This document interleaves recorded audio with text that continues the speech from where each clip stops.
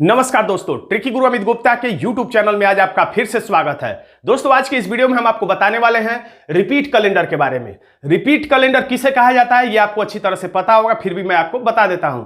Repeat calendar जैसे अगर हम कहें 2020 का कैलेंडर किस वर्ष के समान होगा, यानी 2020 का जो कैलेंडर है अब दोबारा फिर किस वर्ष काम आ सकता है, यानी 1 जनवरी 2020 से लेकर 31 दिसंबर 2020 तक का दिन किस आने वाले वर्ष के समान होगा। यानी कि 1 जनवरी 2020 को अगर सोमवार है और 31 दिसंबर 2020 को मंगलवार है, तो और किस वर्ष में 1 जनवरी और 31 दिसंबर को वही दिन होगा।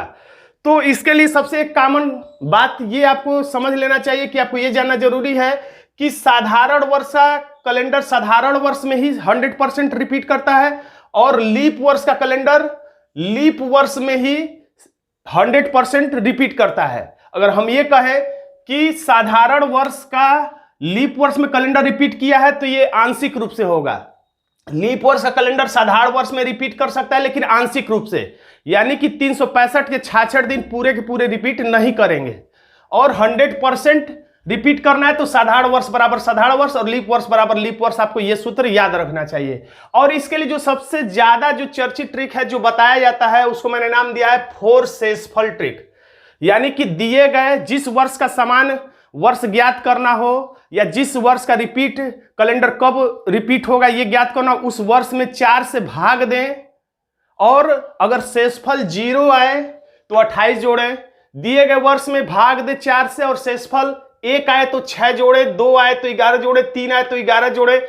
और कुछ अपवाद और भी हैं कि कभी कभी 12, 40 और पुनः 6 जोड़ना पड़ता है। तो ये चर्चित ट्रिक है, अधिकांश YouTube चैनलों पर ये ट्रिक बताया गया है, लेकिन इस ट्रिक में बहुत ही ज्यादा अपवाद और विवादित प्रश्न भी आ सकते हैं। अगर एग्जामिनर सोच समझ के प्रश्न बनाए तो इस ट्रिक से आंसर आपका गलत भी आ सकता है। तो सबसे पहले हम देख लेते हैं कि इस ट्रिक का कहां पर सवाल आपका सही जवाब दे जाएगा और किस प्रश्न में ये ट्रिक बिल्कुल फेल हो जाएगा अगर एग्जामिनर सोच समझ के प्रश्न पूछता है। तो जैसे हम इसमें एक प्रश्न सॉल्व करते हैं।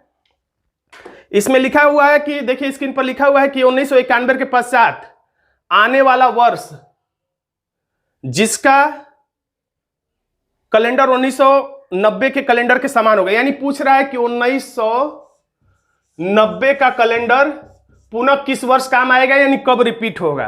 तो इसके लिए तो शेषफल 4 वाली ट्रिक काम आ जाएगी, यानी कि इसमें आप 4 से भाग दीजिए, पूरे वर्ष में भाग दीजिए या अंतिम 2 अंकों में भी भाग देंगे तो भी कोई बात नहीं है। 4 दूनी के 8 और फिर 4 दूनी के 8 और शेषफल 2। शेषफल 2 आने का मतलब ये हुआ कि ये 0 आने पर है, ये 1 आने पर है शेषफल, ये 2 आने पर, ये 3 आने पर और ये आगे अविवादित है। तो 2 आया है शेषफल, तो हमें दिए गए वर्ष में यानी 1990 में कितना जोड़ देना है, 11। 1990 में 11 जोड़ेंगे तो कितना हो जाएगा, 2001। तो 2001 हमारा आंसर आ जाएगा। तो ये ट्रिक तो यहां पे काम कर रहा है, बिल्कुल सही है। अब एक और प्रश्न देखते हैं, उसमें भी ये ट्रिक काम करेगा बहुत अच्छी तरीके से। देखिए स्क्रीन पे लिखा हुआ है 2005 का कैलेंडर किस वर्ष काम आएगा। तो फिर 2005 तो पूरे में ही 4 से भाग दीजिए या केवल अंतिम 2 अंकों में भी 4 से भाग दे सकते हैं। तो 4 एकम 4 और शेषफल हो गया 1। शेषफल 1 आने का मतलब हमें कितना जोड़ना है, तो 6 जोड़ना है। तो 2005 में 6 जोड़ देंगे तो हमारा आंसर आ जाएगा 2005 में 6 जोड़ेंगे तो हमारा आंसर आ जाएगा 2011। अब अगर एग्जामिनर इस सवाल को ना पूछ के अगर ये पूछ ले कि स्क्रीन पर देखिए लिखा हुआ है 1894 का कैलेंडर किस वर्ष दोहराया जाएगा।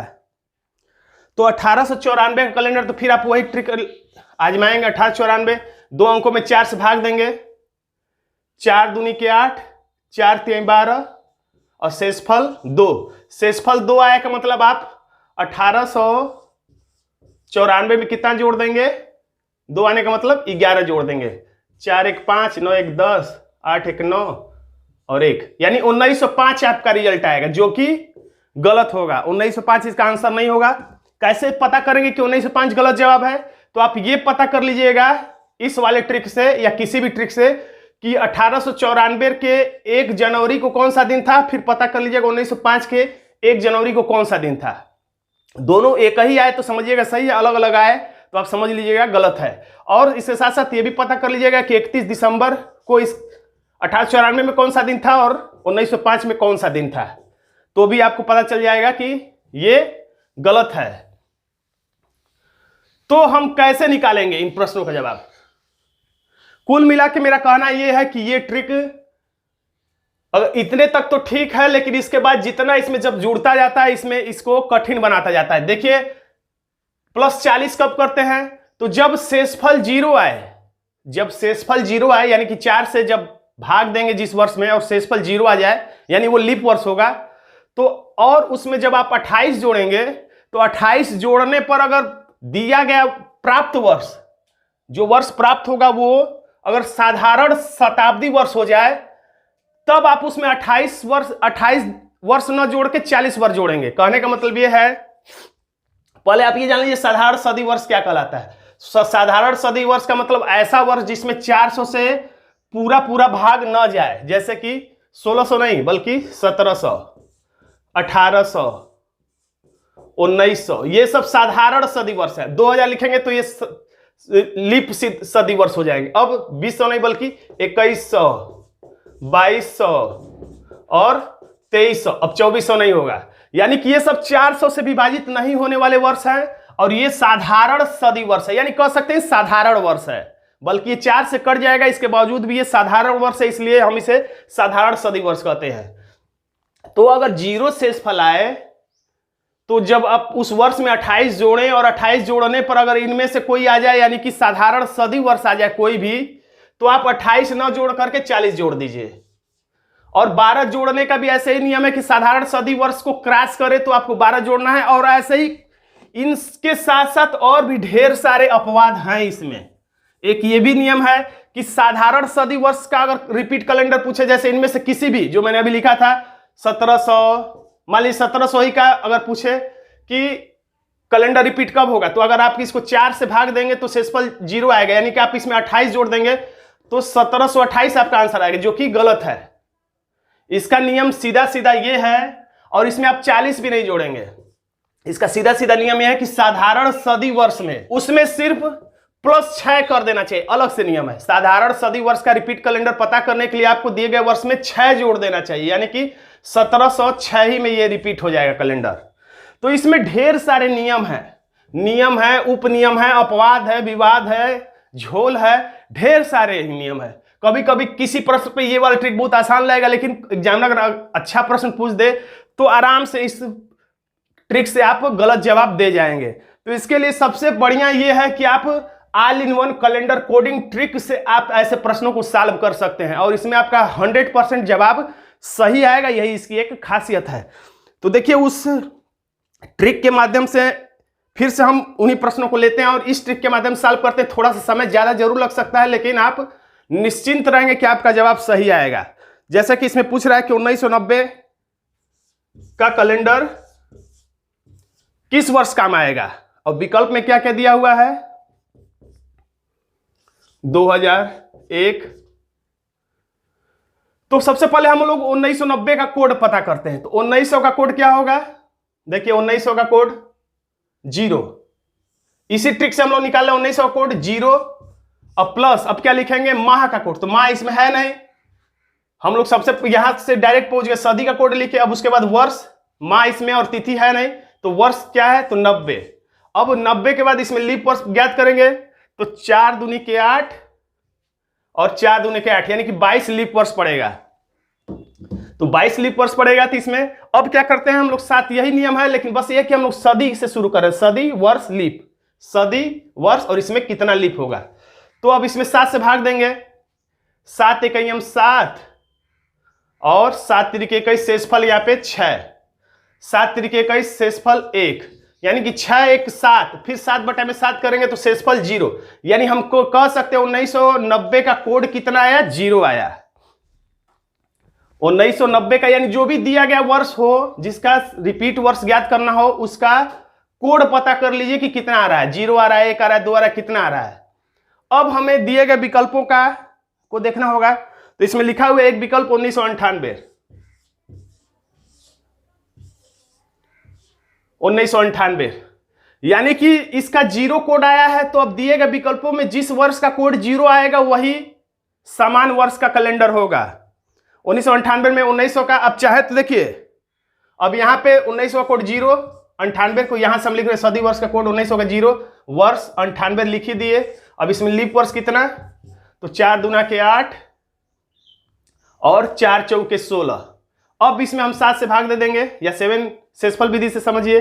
7 तिरिक 21, 22 23 24, शेषफल 3, 7 एकम 7 और 7 एकम 7, 7 चौक 28, शेषफल 0। यानी कि इसका कोड आया 3, तो ये कभी भी 1998 इसके समान नहीं होगा।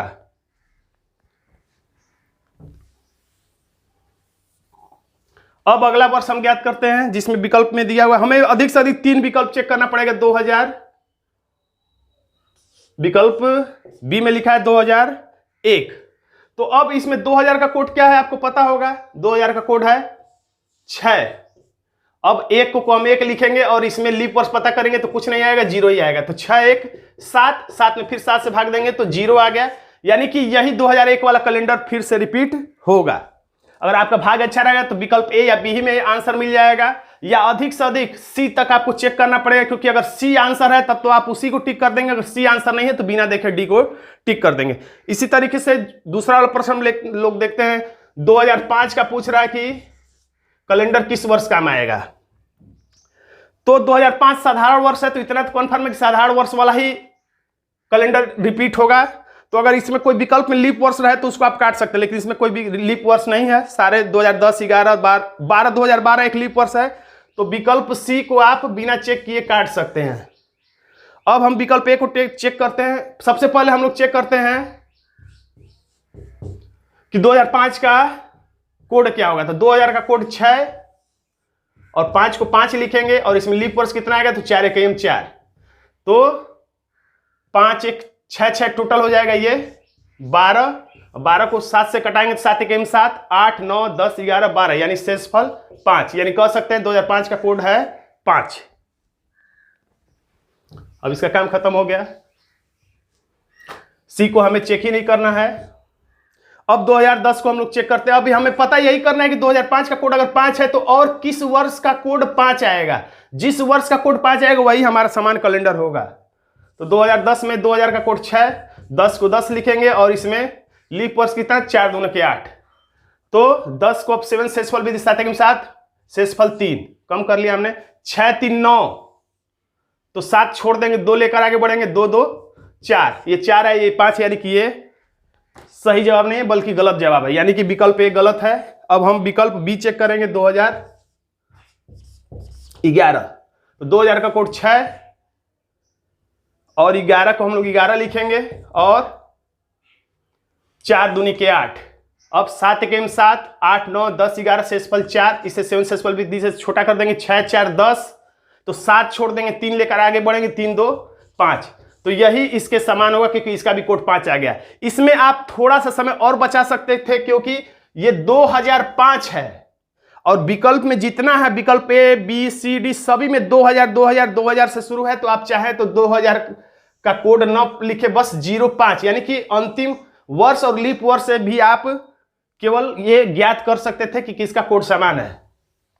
अब देख लेते हैं तीसरा प्रश्न, उसका हम लोग कैसे निकालते हैं, जो कि अपवाद वाला प्रश्न था 1894 का।